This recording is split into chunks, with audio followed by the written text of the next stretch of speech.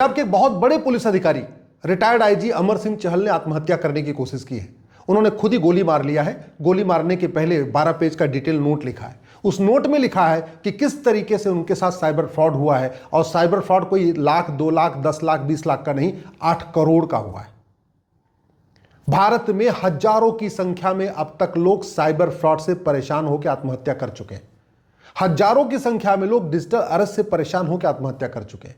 भारत में लोग घूसखोरी के कारण आत्महत्या कर रहे हैं, कमीशन खोरी के कारण आत्महत्या कर रहे हैं, सूदखोरी के कारण तो आए दिन घटनाएं आती रहती हैं जहां लोग आत्महत्या करते रहते हैं।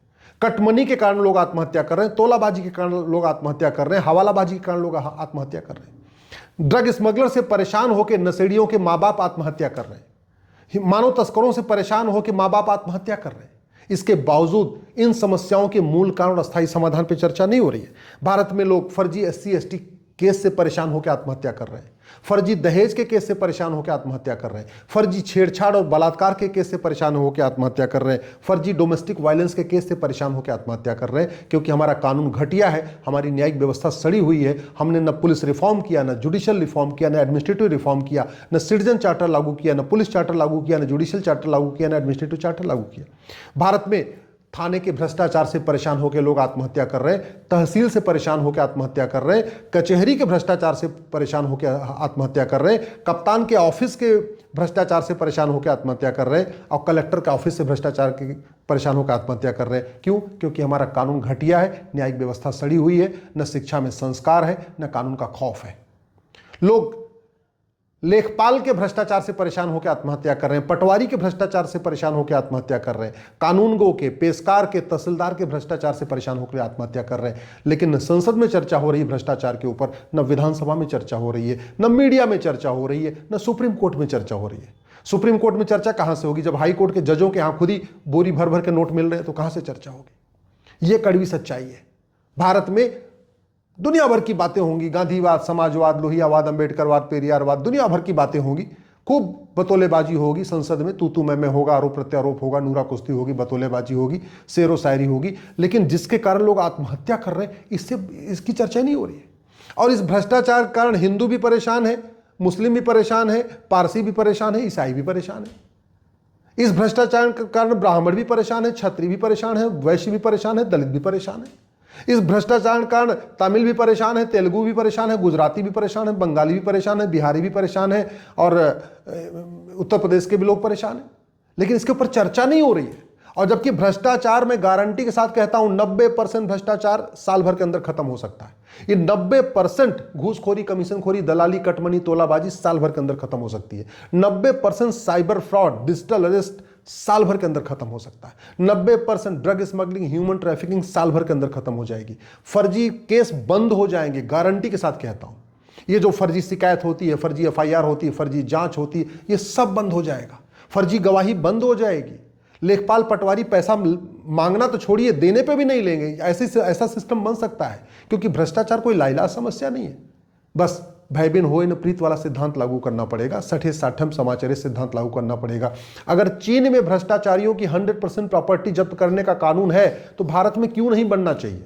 अगर चीन में भ्रष्टाचारियों को फांसी देने का कानून है, तो भारत में क्यों नहीं बनना चाहिए? अगर चीन में भ्रष्टाचारियों की नागरिकता खत्म करने का प्रावधान है, तो भारत में क्यों नहीं होना चाहिए?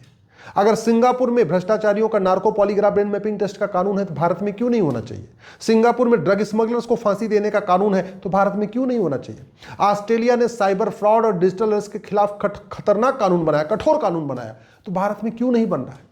भारत की समस्या लाइलाज नहीं है, लेकिन यह केवल बतौलेबाजी से ठीक नहीं होगी। इसके लिए सिस्टम बदलना पड़ेगा, कानून बदलना पड़ेगा।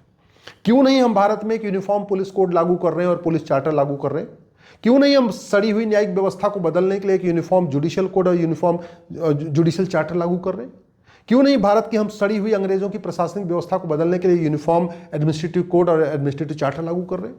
क्यों हम फर्जी शिकायत, फर्जी गवाही, फर्जी मुकदमा, फर्जी जांच, इसको खत्म करने के लिए एक हम सिटीजन चार्टर लागू करते हैं? भैया देखो, जो फर्जी डॉक्यूमेंट बनाएगा या बनवाएगा, या जो फर्जी गवाही करेगा, जो फर्जी शिकायत करेगा, उसकी सिटीजनशिप खत्म कर देंगे, बंद हो जाएगा, आराम से बंद हो जाएगा।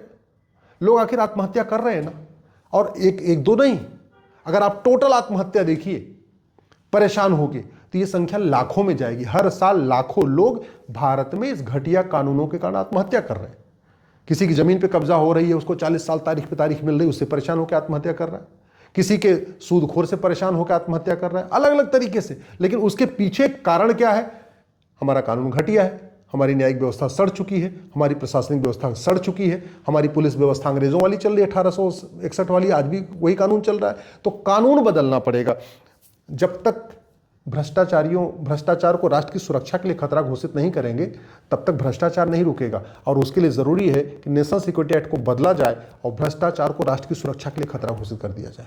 भ्रष्टाचार खत्म करना है, अनलॉफुल एक्टिविटी एक्ट को बदला जाए और करप्शन को अनलॉफुल एक्टिविटी डिक्लेयर कर दिया जाए। करप्शन को, साइबर फ्रॉड को, डिजिटल अरेस्ट को, इसको, घूसखोरी को, इसको अनलॉफुल एक्टिविटी डिक्लेयर कर दें। इसी तरीके से डिजिटल अरेस्ट, साइबर फ्रॉड, घूसखोरी, कमीशनखोरी, इसको हम राष्ट्र की सुरक्षा के लिए खतरा घोषित करें। उससे भ्रष्टाचार रुकेगा।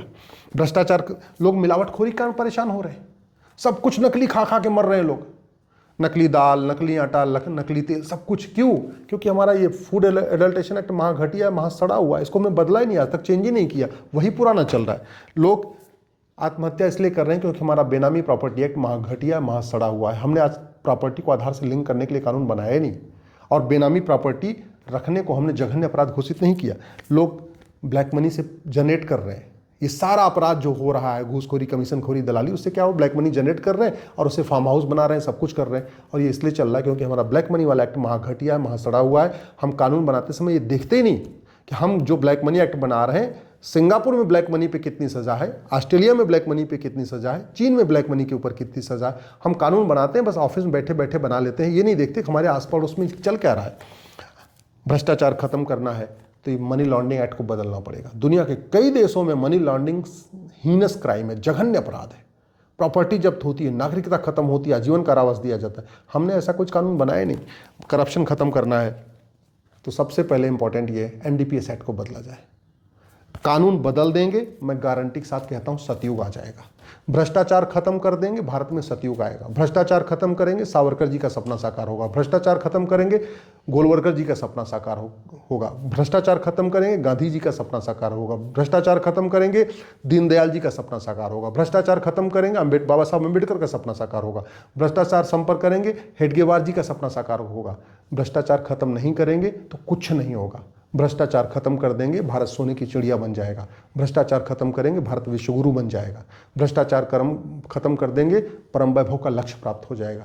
भ्रष्टाचार खत्म किए बिना कुछ नहीं होगा। और मैं कह रहा हूं 90% भ्रष्टाचार साल भर में खत्म हो सकता है। 90% साल भर में।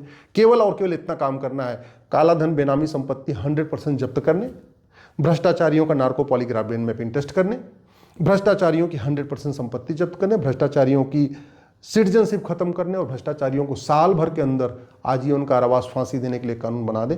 भ्रष्टाचार खत्म हो जाएगा। और भ्रष्टाचार खत्म तो कलयुग भी खत्म, सतयुग आएगा। भ्रष्टाचार खत्म, अराजकता खत्म। भ्रष्टाचार खत्म, अपराध खत्म। भ्रष्टाचार खत्म, आतंकवाद खत्म। भ्रष्टाचार खत्म, जिहाद खत्म। भ्रष्टाचार खत्म, मजहबी उन्माद खत्म। भ्रष्टाचार खत्म, पत्थरबाजी खत्म। भ्रष्टाचार खत्म, धर्मांतरण खत्म। क्योंकि सारा का सारा देश विरोधी काम भ्रष्टाचार के कारण ही चल रहा है। भ्रष्टाचार खत्म हो जाएगा, देश सुरक्षित हो जाएगा।